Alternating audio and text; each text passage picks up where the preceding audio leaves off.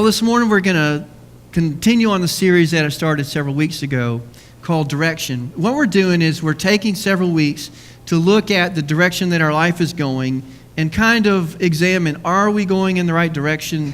There's some areas of our lives where we got things going really well, but there are other areas of our life where maybe we need some help. So we looked, first of all, at prayer. We want to make sure that the first thing we do is have a good prayer life.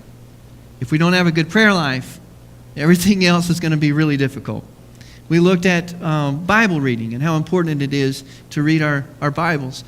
This morning, I want to look at another area that's very important. Last year, we did a church survey so that we could kind of determine where our strengths and weaknesses are as a congregation in various spiritual disciplines. We came out really strong in areas like prayer and Bible knowledge. Where we came out weak was in evangelism, reaching the lost. And so that's something that all of us really need to work on. We've got to try to do a better job of reaching the lost. So this morning's message is called The Social Network.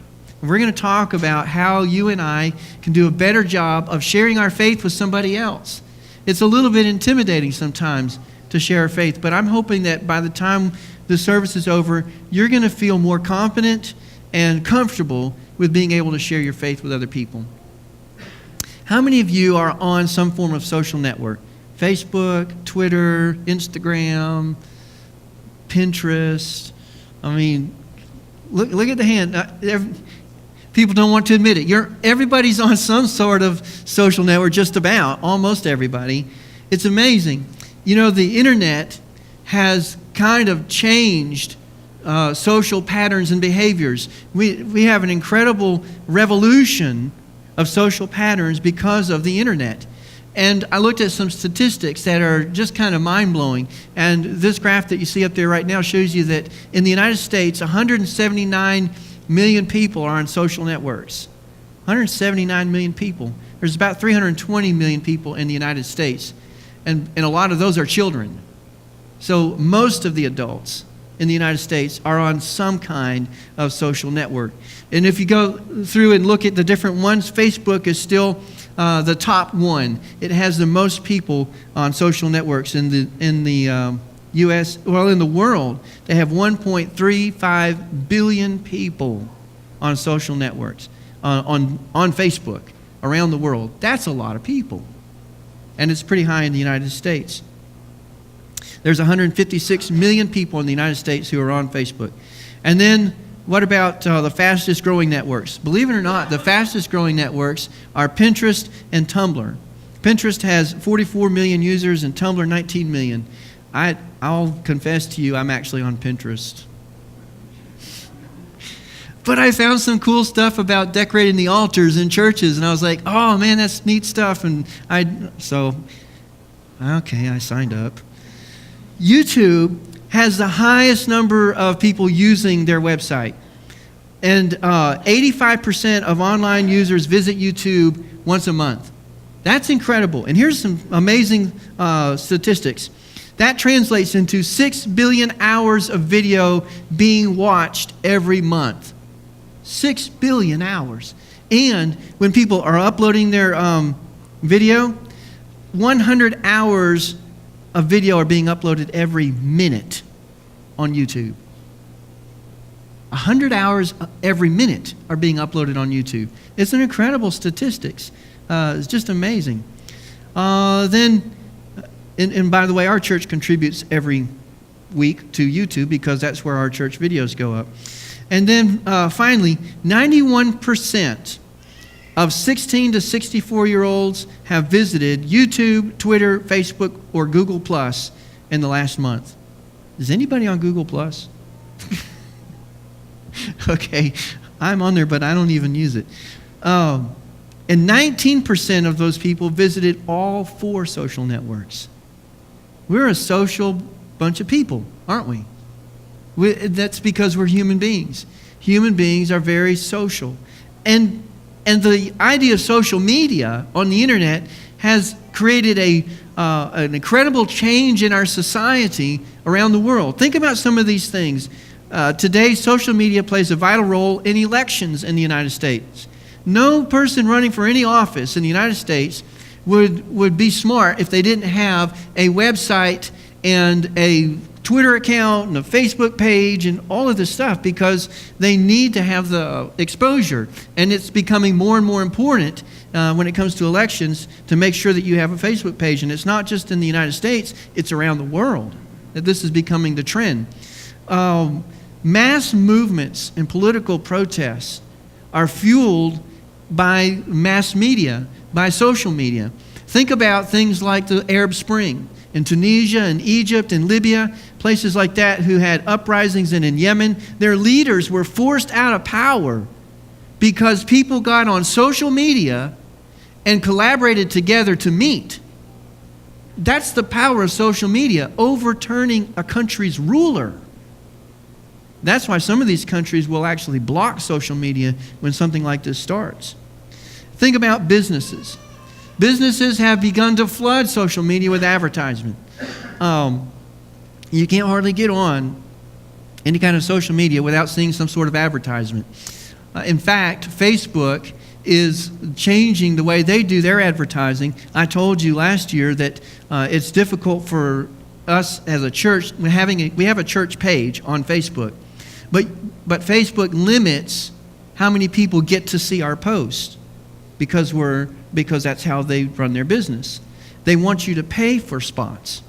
Well, starting this year, Facebook is changing their policy. In January, they changed it again and made it even more difficult for businesses and organizations that have pages to have their posts seen by their followers. They're really pushing this idea of making their business partners pay for their posts to be seen by their users. So I'm not sure how that's going to affect us, but we're going to keep an eye on it, and if it changes significantly, we may have to come up with some other method of getting the word out instead of using Facebook, because you may not see our posts anymore. You think about the way social media has impacted business. Think about this. Business runs off of social interactions. The best advertising that any company has is word of mouth, bar none. It is the best way to spread the word about a product or a service. In fact, how many of you guys have Tupperware bowls in your house? All right? This company started in the 40s, and they were a failure until somebody figured out that they could have parties in ladies' houses, and the ladies got together and they started buying the dishes at a Tupperware party. That's how that got started.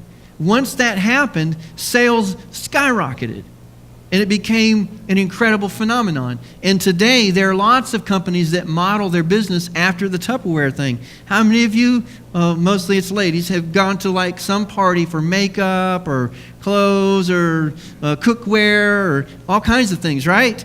Well, thank the people at Tupperware. And by the way, since I have you here, can I interest you in some... No. So business takes advantage of our social networks and social patterns anyways. And then here's the last thing to think about.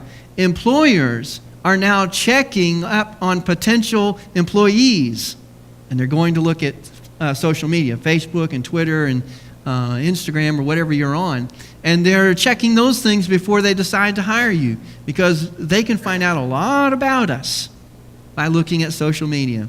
What kind of things are you posting? What kind of pictures are you posting? Well, think about that. If you're looking for another job, you might want to be careful. In fact, I think that statistic up there shows 91% of employers said that they were screening their prospective employees through social media. Wow, that's a lot. I don't think that we as people are any more social than we used to be. I think human beings have always been social because that's the way God created us. In fact, when God made us, He made us to have fellowship with Him, didn't He? He created Adam and Eve, and He walked with them in the garden to fellowship with them, to spend time with them, because that's part of who we are. We are designed to be able to interact with each other, and it's something that we crave and need. Look at what Genesis 6:9 says. This is the account of Noah and his family. Noah was a righteous man, the only blameless person living on earth at the time, and he walked in close fellowship with God. And he walked in close fellowship with God. The mark of a righteous person is that they have fellowship with God. And each of us, if we want to be righteous people, need to have close fellowship with God. But we not only want to have fellowship with God, we want to have fellowship with one another. And the Bible talks about that as well. 1 John 1:3 says, "We proclaim to you what we have seen and heard, so that you may have fellowship with us. And our fellowship is with the Father and with His Son, Jesus Christ." We're supposed to interact socially with one another and with our Lord. That's the way God has made us. If John was alive today, this probably would have been a good Twitter post or tweet, whatever it's called, or a Facebook status.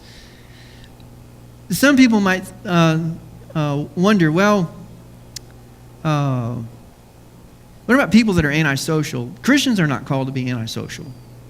We're not supposed to be. Here's what the Bible says, and that's in John's letter later on. He says this in chapter 4, verse 7 and 8.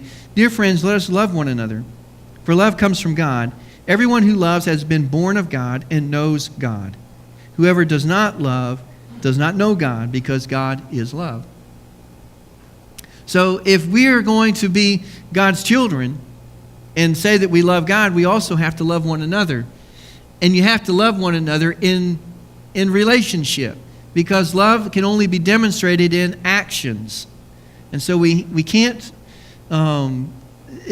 we're not called as God's people to go hide in a mountain somewhere and never interact with people. That's not really who He's called us to be. I know that some people are more outgoing than other people.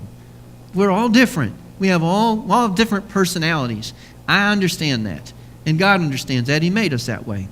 But He has called us to be social nonetheless. And it's not just that we need to be social with other Christians either, by the way.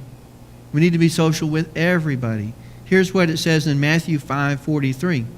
"You've heard that it was said, 'Love your neighbor and hate your enemy.' But I tell you, love your enemies and pray for those who persecute you." Jesus said, not only are we supposed to love our friends, we're supposed to love everybody. Here's something else that He said. In that same chapter, in verse 13, Jesus said, "You are the salt of the earth." You are the salt of the earth. In ancient times, salt was used, as it is today, as a preservative and a flavoring. So they didn't have refrigerators and freezers, and in order to preserve meat, they would salt the meat, and it would stop bacteria from growing, so the meat wouldn't spoil. Well, we are supposed to be like that preservative in the world, keeping the world from spoiling and going bad by being a positive influence in the world. We're supposed to be salt. He goes on after that to say, "You are the light of the world." You are the light of the world. We're supposed to be an example for the rest of the world of the light of Jesus Christ, so that when others look at us and our actions and our words and everything we do and say, they ought to see Jesus in us. They ought to see Jesus in the way we behave. "You are the light of the world. A town on a hill cannot be hidden. Neither do people light a lamp and put it under a bowl. Instead, they put it on its stand, and it gives light to everyone in the house. In the same way, let your light shine before others, that they may see your good deeds and glorify your Father in heaven." We're supposed to shine the light of Christ in the world so that others look not at us, but at Jesus. And they will recognize that it's Christ living in us. I remember one time we were on vacation. This was 20 plus years ago. And my parents were living in Colorado, and we were on a road trip in Arizona. And we were going down the highway, and way off in the distance you could see Phoenix, because it's flat, there's no trees, it's desert, and you can see like a long, long ways. And I remember seeing the lights down there, and I asked Dad, I said, "What is that down there?" And he said, "Well, that's Phoenix." And it looked so close. It looked like we would be there in a couple of minutes, but it was like many, many miles away. You couldn't mistake that there was a city down the road. Is that what your life is like? When others look at you, can they absolutely know for sure you are a Christian? Because you shine brightly. In a world that's dark and barren, we ought to shine like bright lights so that others see Christ in us. When people see you coming, do they know that you are a follower of Jesus? Can they tell by your words? Can they tell by your actions? Here's another way to think about it. How do you treat your faith when you're not at church? When you're at the grocery store, when you're at Walmart, when you're at your job, when you're in the neighborhood, when you're at the park? Are you still a person of faith? Or do you put on a mask and hide who you are so that you won't have to talk about your faith?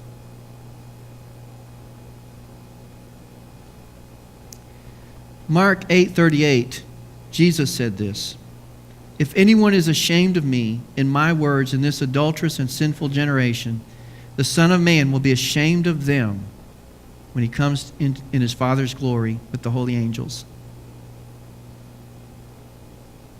Let that sink in for a minute. If we put on a mask and hide our faith when we're with other people, that means we're ashamed of God, ashamed of our Savior who died on a cross for us. Well, surely we're not.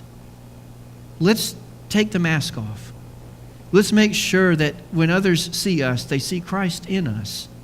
So that in all the words that we say and in all the actions that we do, it comes clearly through that we are a follower of Jesus. Now, this morning I want to talk to you about how we can share our faith. We need to know how to do this. And I think that sometimes we don't get into the nitty-gritty practical of how do you share your faith. It's one thing to come to know Christ. And all of us who have become Christians can say, "Oh, I'm so thankful that I've asked Jesus into my life and he's done so much for me." But you know something? We've got to be able to share that information with somebody else. And sometimes it just takes a little bit of working through how you do that so that we can be prepared for it. Look at what 1 Peter says, 1 Peter 3:15. "But in your hearts revere Christ as Lord. Always be prepared." Say always. That was pretty weak. Say always. Always be prepared. Always be prepared to give an answer to everyone who asks you to give the reason for the hope that you have, but do this with gentleness and respect.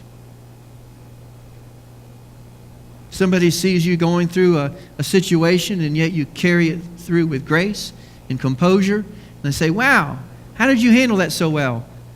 "I had my coffee this morning." I have Jesus in my heart. The Lord helps me with things like this. Without him, I'd be a wreck. There are simple ways we can share our faith, and you don't have to get preachy. Please don't get preachy. But you can simply share your faith with other people in a simple way. I want to talk to you about how to do that, and the way we're going to do it this morning is we're going to look at the way Paul did it. I think if anybody can give us a good example of how to do something like that, it should be Paul.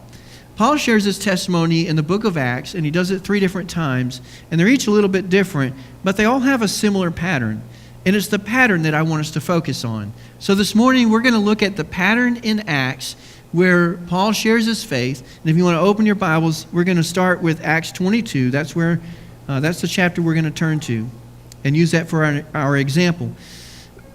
But I don't want you to just sit there passively listening. We're going to need to figure this out and work on it. And I don't want to just leave it with you to do it home. Since we're here, we're all together, I want us to work on it here this morning. So I have some worksheets. You didn't know you were going to have to work today, did you? So if I can have 3 or 4 ushers come up and we can get these out a little bit more quickly. Come on, Jay. And just give one to everybody.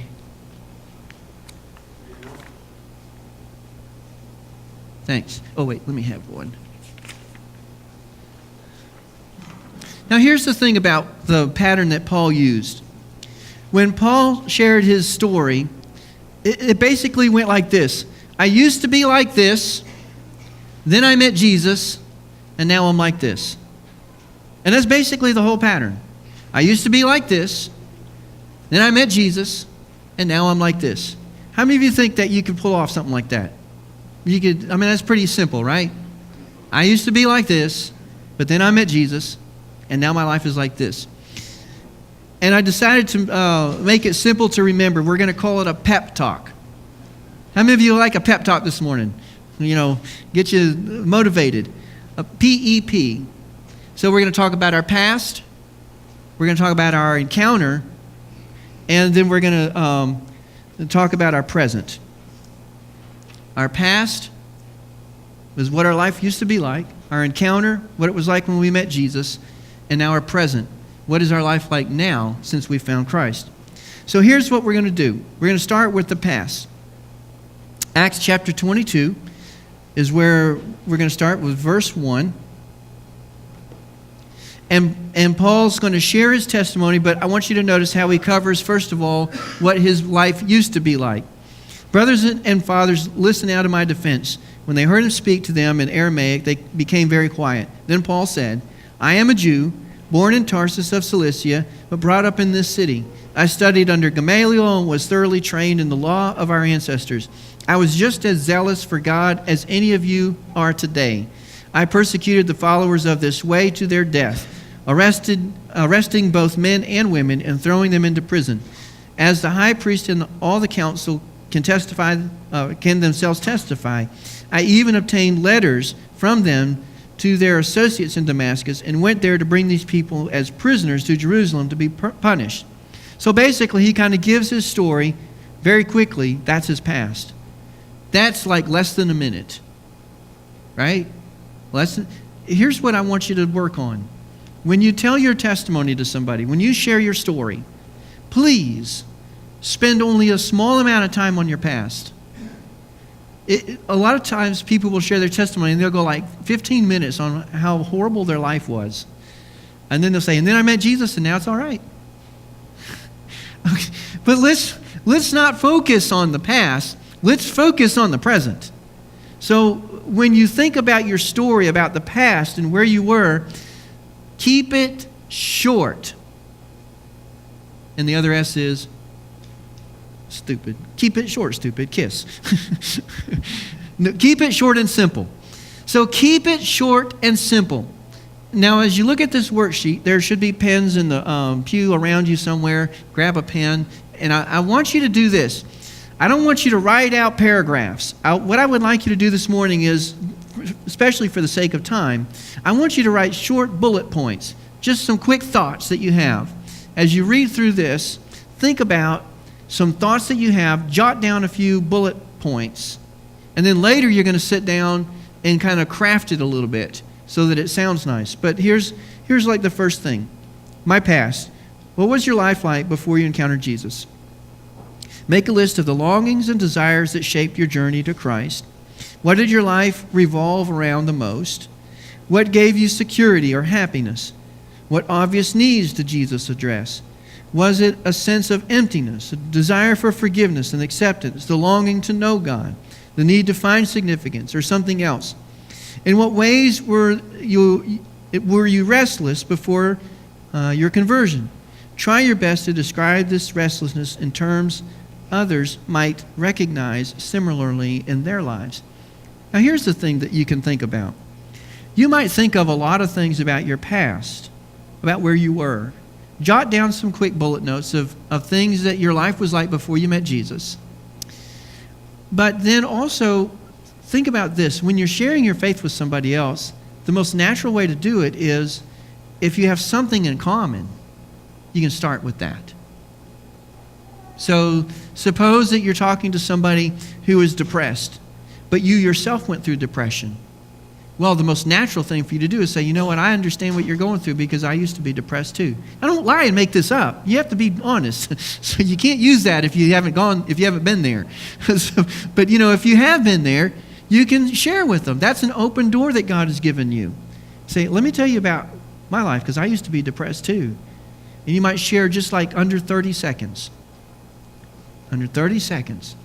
What was it like for you? What were you experiencing? What did you feel? What did you go through? And then you can go on from there. So think about those things. What was your life like? And jot down a couple of thoughts about that. And then the second thing is, how did those areas begin to let you down? Because how many of you know that we turn to all kinds of things in life to help us, to cope? We turn to all kinds of addictions to deal with our problems and anxieties and fears and doubts and whatever. And many times those things will let you down. But Jesus won't let you down, right? So, and if you can't remember when you became a Christian because you remember from very young you've always been a Christian, then you may have to take this a little bit different way. Maybe think about other things to talk about. You might still have had some experiences in your life, even though you became a Christian when you were young, that are still relevant. So think about those things as well.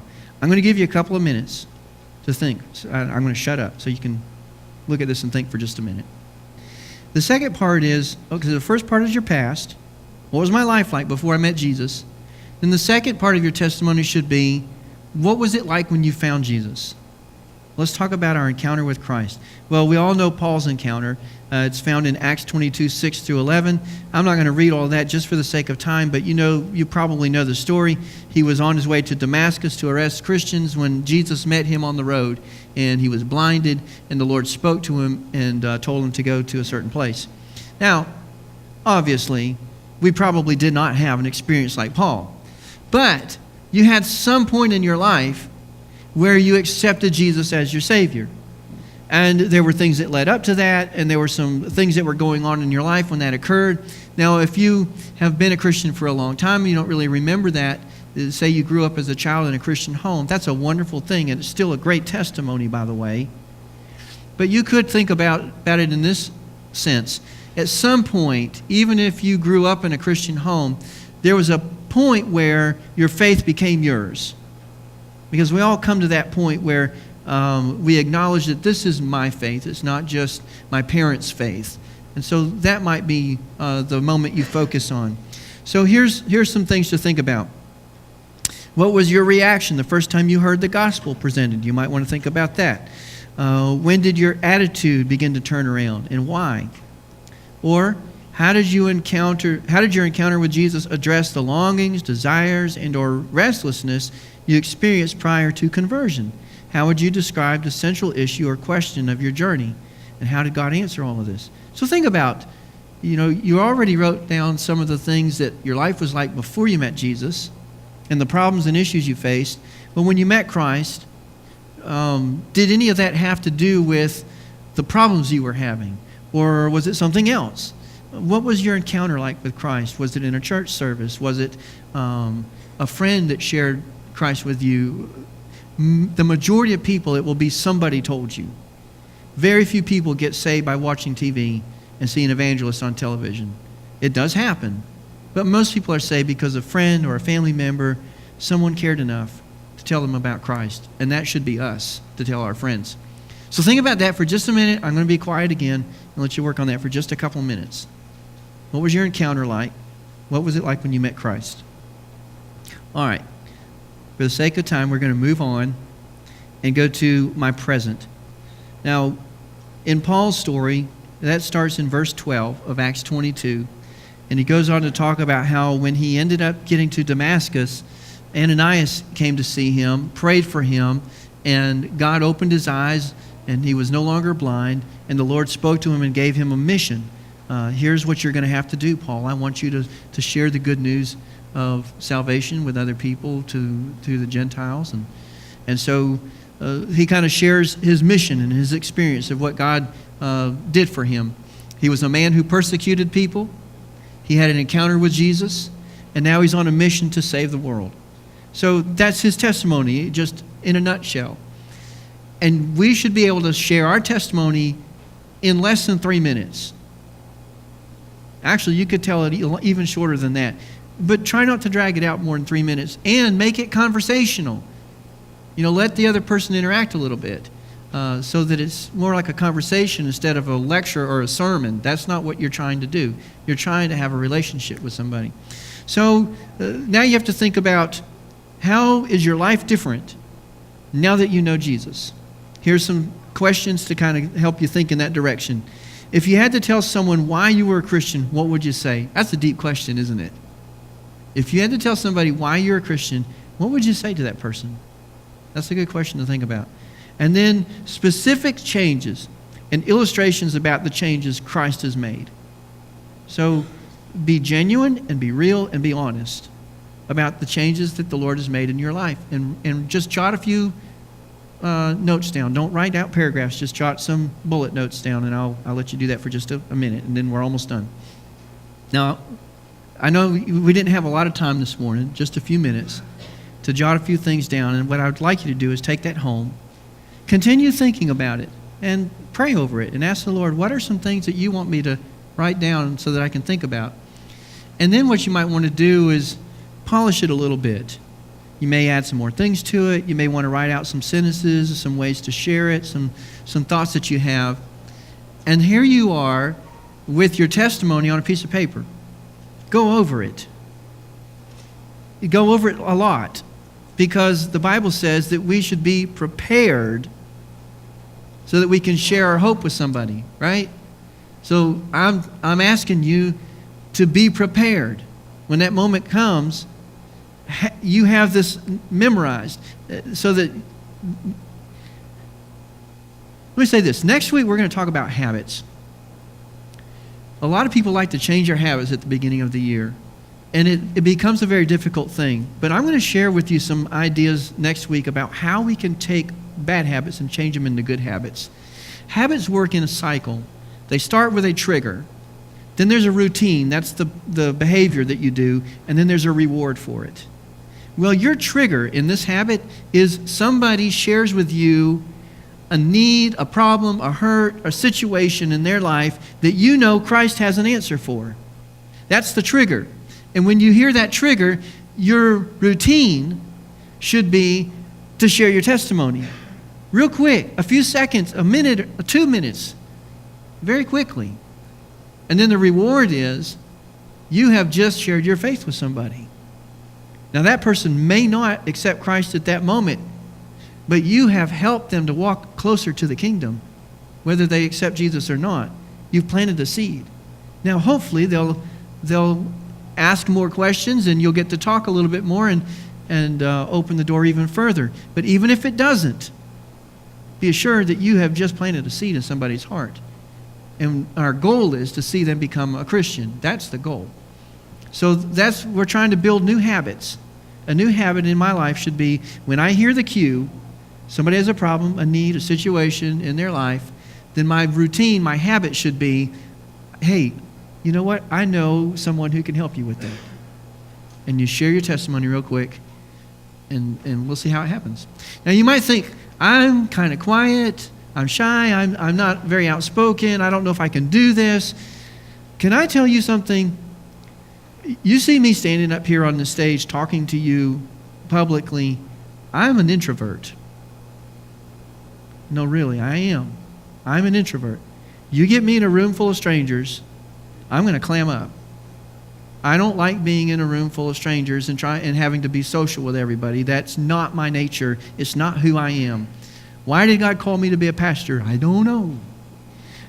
I do love to teach, and I love to worship the Lord with you guys, and I enjoy being with you, and I fellowship with you guys, that I know all of you, and I enjoy that. But when I have to go to a room full of strangers, it's not easy for me.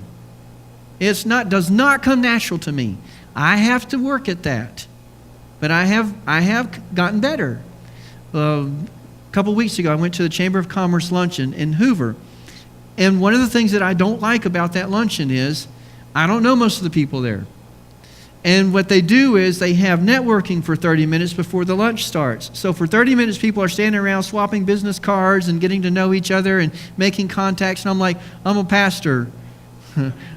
I'm not a plumber. I'm not an electrician. I don't have I don't do anything. I'm just a pastor. Come to my church. So I feel a little awkward at those meetings. It's just not my thing. I don't like going early, and I've never liked that. But a couple of weeks ago, when I went to the meeting, someone came up and shook my hand and started talking to me. And I said, okay, I'm going to do this today. I'm going to talk to people. I had a pocket full of business cards. And I was determined I was going to talk to some people. And so I went around and I shook hands with people and I met some people and I asked them what their business was and what they did. And I told them who I was. And actually, I ended up making some actually helpful contacts in that whole process. I met a guy that works with charter and I'm like, hey, we need charter at our church, you know. So, I mean, I was like, hey, this is cool. I'm actually talking to people. You can do this. If I can do it, you can do it. I'm telling you, with the Lord's help, we can do this. God can help us. I don't care how quiet you are or how loud you are. For those of you who are extroverts and you like to talk, probably the biggest problem is keeping it short. For those of you who are like me and you're introverts, the hardest part is saying something. But with God's help, we can do this. And we need to do this. And I know maybe you felt a little awkward this morning. We're sitting down writing stuff on paper and why did I come today? But I'm telling you, I think that this is a good thing. It's something we've got to work on. It's something we've got to prepare for. We need to be ready. So when the time comes, we'll know what we're going to say. And that way, we're not caught off guard. We're prepared. We're ready to share our faith. I think we can do this, don't you? I said, I think we can do this, don't you? Yes, we can do this. With God's help, we can do this. Hey, listen, we took a selfie at the beginning of church, and I posted it on Facebook. And let's see, all of you are like, oh no, I was on Facebook. But we had 2 comments and 8 people that liked it, just in a few minutes. And 1 person is in this room. So that's okay, though. It's okay. It's all right. It's okay. The 1 person who actually liked it, 20 other people looked at it, and they just didn't do anything. They're like, oh, I'm going to do this right now while we're in church. I'm going to do it after we get out of church. It's okay. Listen, I hope that you get something out of this today. I hope it's helpful. Sometimes I do a message that's inspirational or motivational or something like that. But today I really knew that we needed this practical, helpful study. And I'm hoping it's going to help you guys out. And when that moment comes, be ready.